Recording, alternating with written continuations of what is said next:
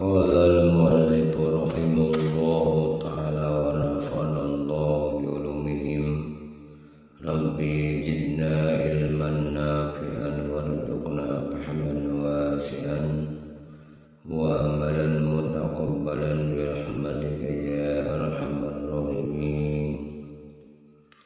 بسم الله الرحمن الرحيم. Al-babu salisu fi ijtinabil ma'asi zairat. Bermula bab yang ketiga pada menyatakan menjauhi segala maksiat yang zuhir. Kata Imam Ghazali rahimahullahu ta'ala, i'lam anna dina syaratun ahaduhuma tarakul manahi wal akharu fi'lut ta'at wa tarakul manahi huwal asadu fa inna ta'ati yaqdiru alaiha kullu ahadin wa tarakul syahawat la yaqdiru alaiha illa siddiqun. Walizalika qala Rasulullah sallallahu alaihi wasallam, al-muhajiru man hajara su'a wal mujahidu man jahada hawa. Ketahui olehmu bahwasanya agama itu dibagi. Pertama, meninggalkan maksiat, yang ditinggalkan akan dia. Dan yang kedua, berbuat taat yang disuruhkan akan dia, dan meninggalkan akan segala sesuatu yang dilarang itu sangat susah. Maka berbuat taat itu kuasa atasnya oleh tiap-tiap seorang, dan meninggalkan syahwat itu yang melazimkan akan maksiat tiada kuasa atasnya melainkan siddiqun. Dan dikarenakan inilah sabda Nabi sallallahu alaihi wasallam, bermula orang yang muhajir itu seorang yang meninggalkan akan kejahatan, dan orang yang perang sambil itu yaitu orang yang meringankan hawa nafsunya. Dan lagi kata Imam Ghazali rahimahullahu ta'ala, wa'lam annaka innama ta'shillaha azza wa jalla bi jawarihika wa innama hiya ni'matun minallahi 'alaika wa amanatul ladaika wasti'anatuka bi ni'matillahi ala masyiyati ghayatul kufrani wa hiyanatuka fi amanati adakaha Allahu ghayatul tughyan fa'adauka ri'auka fanzur kayfa tar'aha fa kullukum ra'in wa kullukum mas'ulun an ra'iyatihi. Ketahui olehmu bahwasanya anggota sungguhnya berbuat maksiat akan Allah Azza wa Jalla dengan segala anggota, dan hanya sungguhkan engkau anggotamu nikmat daripada Allah Ta'ala.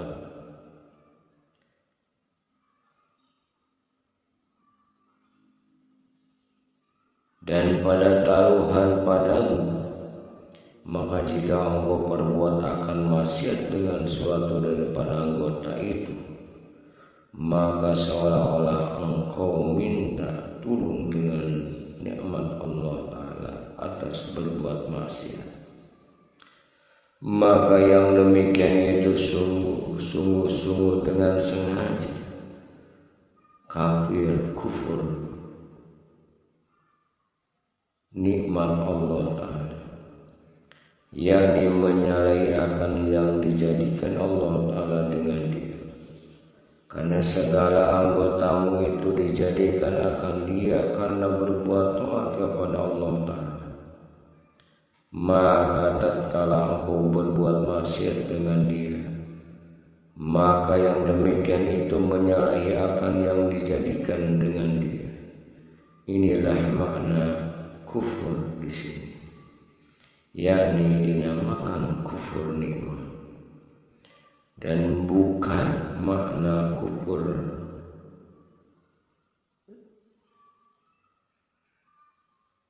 sini, bukan kufur agama.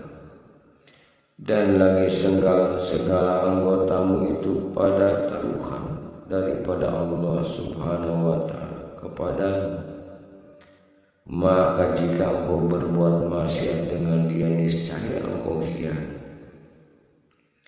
Dan hianatmu pada pertaruhan yang menaruh akan dia oleh Allah Ta'ala padamu, yaitu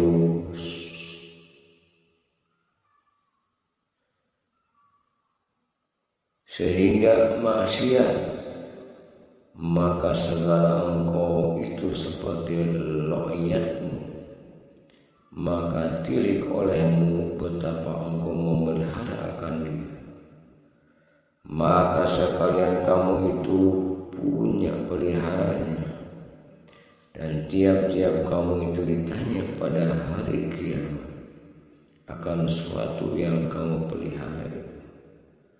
Maka jikalau tiada engkau pelihara akan segala anggotamu itu daripada segala maksiat, niscaya ditanya oleh Allah Ta'ala akan dikau pada hari kiamat. Maka tatkala itu tiada dapat lagi engkau berdusta, dan tiada dapat engkau sembunyikan, melainkan itu akan perbuatanmu itu, karena segala anggotamu pada ketika hari kiamat itu naik saksi atas perbuatanmu itu dengan perkataan yang nyata. Lagi pasti, dan jika lidahmu tiada bertutur sekalipun, seperti firman Allah Ta'ala, al-yawma nahtimu ala afwahihim wa tukallimuna aydihim wa tashhadu arjuluhum bima kanu yaksibun. Pada hari yang kami tahankan atas segala mulutmu mereka itu daripada berkata-kata, yaitu hari kiamat, bertuturkan kami oleh segala tangan mereka itu, dan naik saksi segala kaki mereka itu dengan suatu maksiat yang ada diperbuat dan diusahai oleh mereka itu.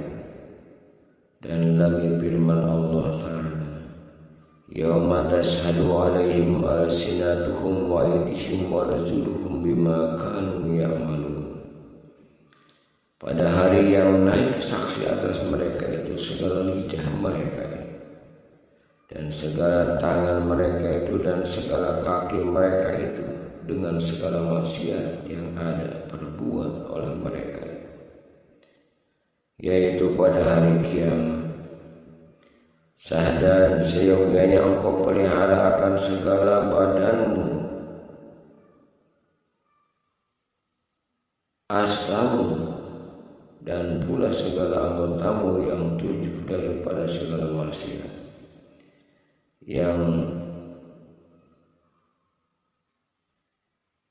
tahankan akan dia oleh Allah Ta'ala, yaitu memeliharakan mata dan telinga dan lidah dan parji dan perut dan tangan dan kaki, karena neraka jahanam itu ada baginya 7 pintu, dan tiada masuk ke dalamnya tiap-tiap satu daripada pintu yang 7 itu, melainkan sebab berbuat maksiat dengan anggota yang 7 itu.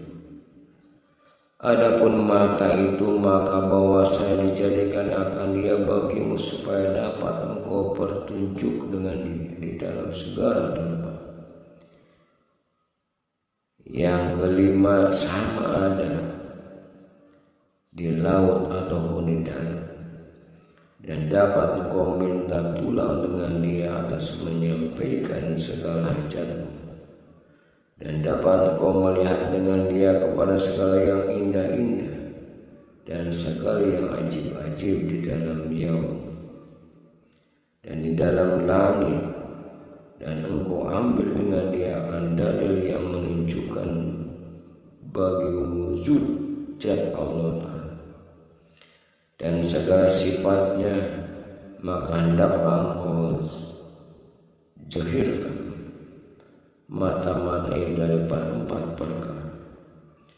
Pertama, engkau pelihara daripada melihat akan segala yang diharamkan, seperti melihat perempuan yang jilat. Kedua, engkau pelihara akan daripada melihatmu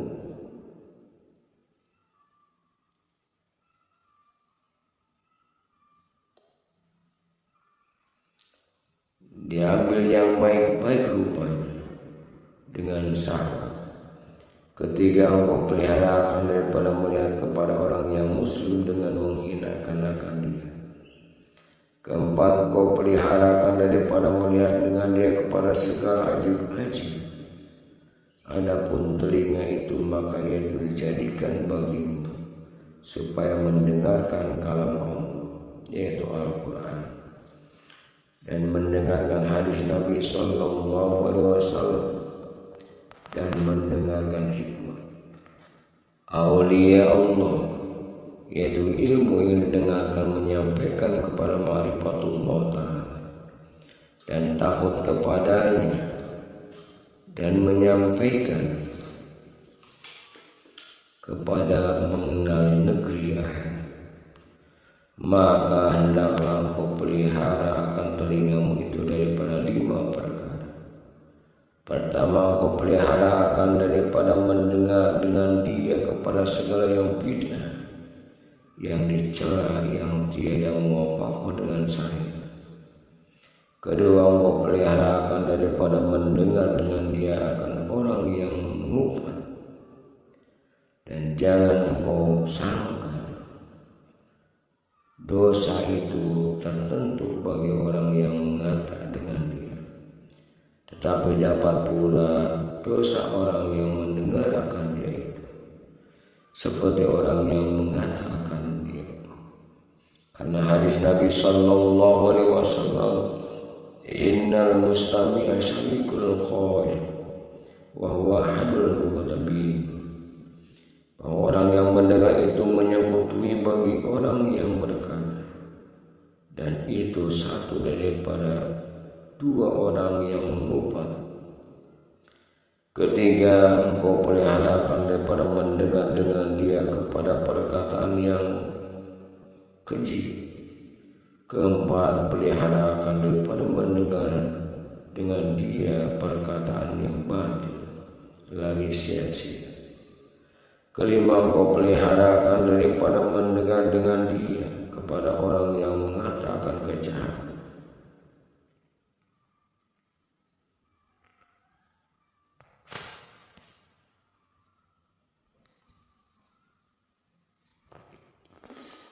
Kejahatan manusia.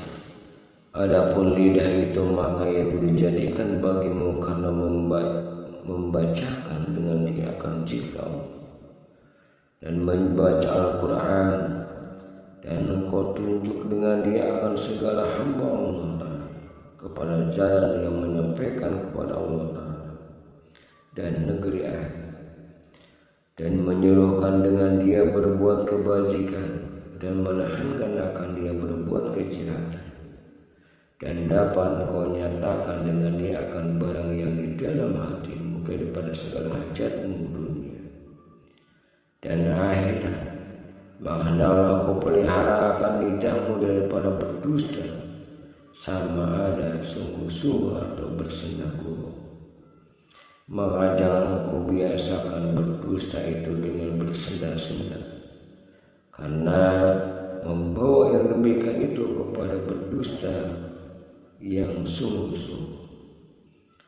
Dan dari karena ini, kata Imam Ghazali, bahwa dusta itu segala dosa yang besar. Dan sabda Nabi sallallahu alaihi wasallam, iyyaka wal kadziba fa innahuma al fujuri wa huma finnar. Takutnya olehmu akan berdusta itu, maka jauh bahwasanya orang yang berdosa itu berserta dengan orang-orang yang berbuat maksiat, dan keduanya itu di dalam bina, yaitu di dalam neraka. Dan lagi sabda Nabi sallallahu alaihi wasallam, innal kadziba min abwabin nifaq, bahwasanya dusta itu satu pendapat, satu pintu daripada beberapa pintu munafik. Sadar terkadang dusta itu jadi wajib dan terkadang dusta itu jadi mubah, yakni harus dengan misal yang wajib itu seperti ia berdusta sebab hendak melepaskan orang yang hendak dibunuh oleh orang dengan zalim, atau hendak melepaskan harta pertaruhan orang kepada daripada orang zalim, atau hendak memelihara akan harta orang muslim atau istri orang muslim daripada hendak dizalim oleh orang, padahal tiada dilepas, dia tidak terpelihara akan segala demikian itu melainkan dengan berserta dusta, maka itu wajib berdusta. Dan misal yang harus berdusta itu seperti berdusta sebab hendak mendamaikan orang yang berkelahi dan orang yang berbantah-bantah, atau mendamaikan antara dua seteru dan barang sebagainya. Maka jika tiada dapat yang demikian itu melainkan dengan berdusta, maka itu harus berdusta. Kata Imam Ghazali, ila biha ulumuddin wa kullu maqsudin mahmudin yumkinu tawassul bisidqi wal kizbi jami'an. Fal kizbu fi yarum wa in amkana tawassul bil kizbi duna sidqi fal kizbu fihi mubah. In kana husul zalika al-maqsudi mubah wa wajibu in kana al-maqsudi wajiban. Pamahma kana fisidqi sabqun dami muslim qad hadafa min zalim fal kizbu fihi wajibun wa ma kana la yutim maqsudun harbin aw islahin jatal bain aw istimalat al-qalbi al-majni alaihi illa bil kazib fal kizbu fihi mubah illa annahu yanbaghi an yahtaliza minhu ma amkana. Bermula tiap-tiap maksud yang kepujian yang dapat menyampaikan kepada dengan benar dan dengan berdusta bersamaan, maka berdusta di dalam itu haram. Dan jika dapat menyampaikan akan maksud itu dengan berdusta tiada dapat dengan benar, maka berdusta itu mubah. Maka ada yang dihasilkan itu mubah dan wajib berdusta jika ada maksud itu wajib. Maka misal yang demikian itu manakala ada di dalam benar itu menempuhkan dari arah orang muslim yang tersembunyi daripada orang yang zalim, maka berdusta di dalamnya itu wajib.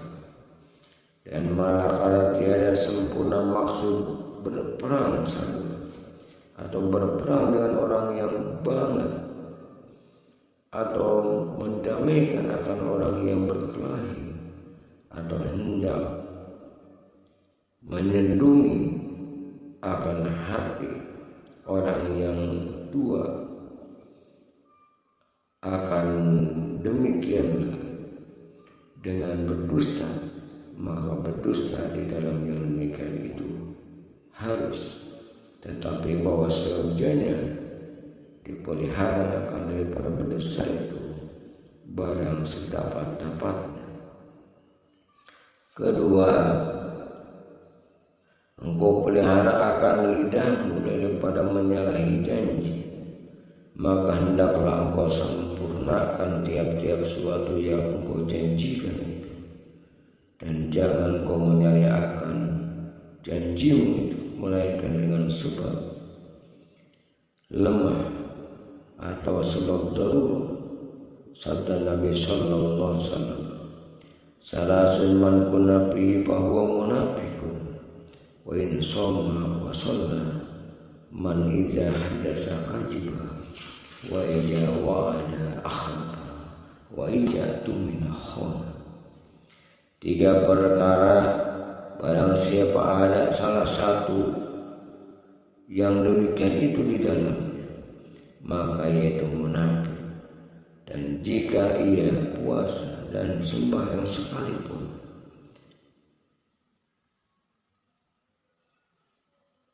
seperti 5 seorang apabila berkata, maka ia berdusta. Kedua, seorang yang apabila berjanji ia maka menyalahi ia akan janjinya. Ketiga, seorang yang apabila dipercaya oleh orang maka ia akan dia. Ketiga, engkau pelihara akan lidahmu daripada mengumpat-ngumpat akan orang, karena firman Allah Ta'ala, wala yaghdab ba'dukum ba'd ayyuhibbu ahadukum ayyakula lahman ahihi maitan fakarihtumuh. Jangan mengumpat setengah kamu akan setengah kamu adalah sekurang-kurang daripada kamu bahwa makan akan daging seorang yang mati, maka benci engkau akan dia. Dan hasil mana itu? Ini bahwa menyerupakan Allah Ta'ala akan mengumpat itu seperti memakan bangkai pada pihak haramnya dan kejinya. Dan sabda Nabi sallallahu alaihi wasallam, iyyakum wal kadziba fa innahu asadun zina, fa inna rajula qad yazni fa yatubu alaihi wa sahibul ghibah la yaghfiru hatta yaghfira sahibuha. Takut olehmu akan mengumpat itu, bahwa mengumpat itu terlebih sangat jahat daripada zina. Maka bahwa seorang yang lagi-lagi terkadang berbuat zina mengatobati, maka diampuni Allah Ta'ala atasnya.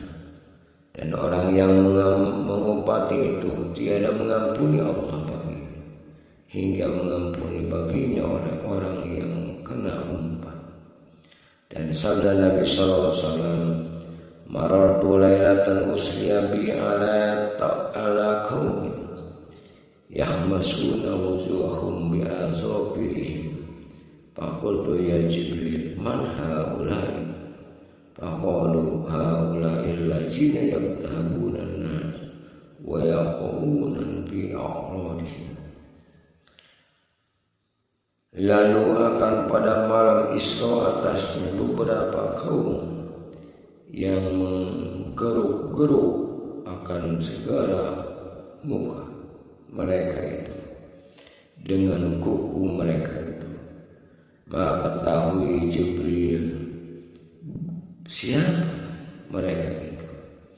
Maka katanya mereka itulah yang mengumpat akan manusia dan menjatuhkan mereka itu di dalam kemaluan orang yang.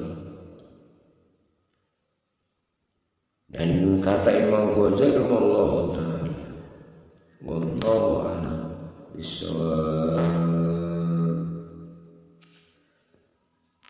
wal hibatu asaddu min salasina sinatan fil Islam kadzalika waqtuna fil khabar. Maka mengumpat itu lebih sangat jahat daripada 30 zina di dalam Islam. Demikianlah sudah kau aronkan di dalam hadis Nabi sallallahu alaihi wasallam. Bermula mana mengumpat itu bahwa engkau satu akan manusia dengan barang yang dibenci akan dia. Jika didengar sama ada engkau sebab akan sifat kekurangannya pada badannya atau pada perkataannya atau pada perbuatannya atau agamanya, atau ditanya akan kebanyakan atau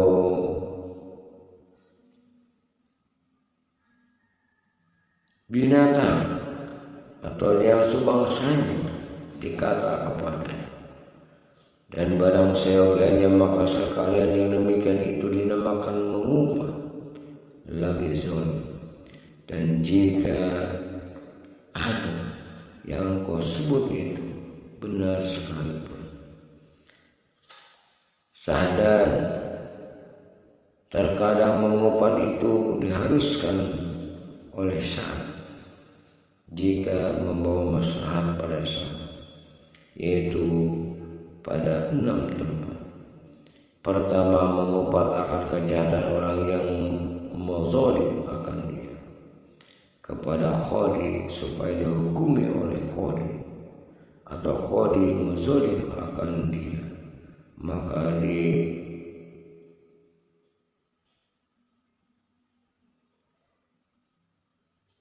dihidupkannya kejahatan qadi itu kepada sultan supaya dihukumkan oleh sultan akan qadi.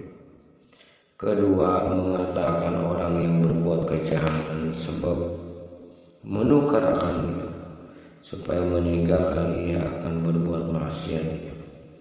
Ketiga, sebab ia meminta fatwa kepada mufti seperti dikata kepada mufti bahwa si fulan muzalim akan dihukum,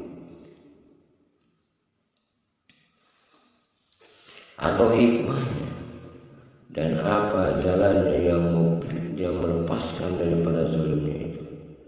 Keempat, sebab ia menakuti akan orang yang hendak bersahabat dengan orang yang fasik atau orang yang zalim, maka dikata jangan kau bersahabat dengan si fulan itu karena ia fasik atau karena ia zalim atau perbuatannya itu sangat jahat. Kelima, hendak memberi tahukan nama orang yang tidak diketahui melainkan dengan disebut akan aibnya, seperti dikatanya si fulan yang buat atau segala tempat atau diberikan atau barang seyogianya karena barang sebagainya. Keenam, menyebut akan kejahatan orang yang masyhur dengan fasik atau masyhur dengan zalim atau masyhur dengan berbuat zina atau meminum arak atau mencuri atau barang sebagainya.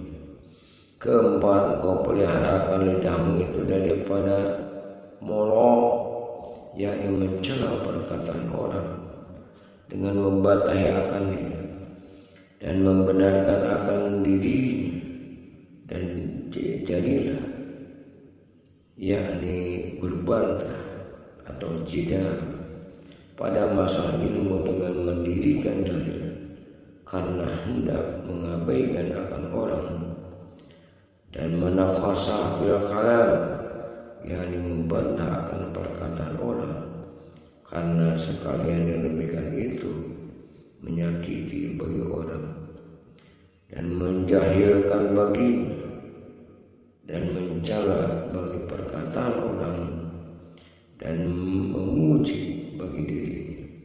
Dan yang demikian itu diteguhkan oleh Nabi sallallahu alaihi wasallam. seperti yang lagi akan datang. Segala dalil yang demikian itu, kata Syekh Abdul Muqti yang mensyarahkan akan matan jawab pada bicara tentang ilmu usuluddin. Wallahu a'lam bishawab.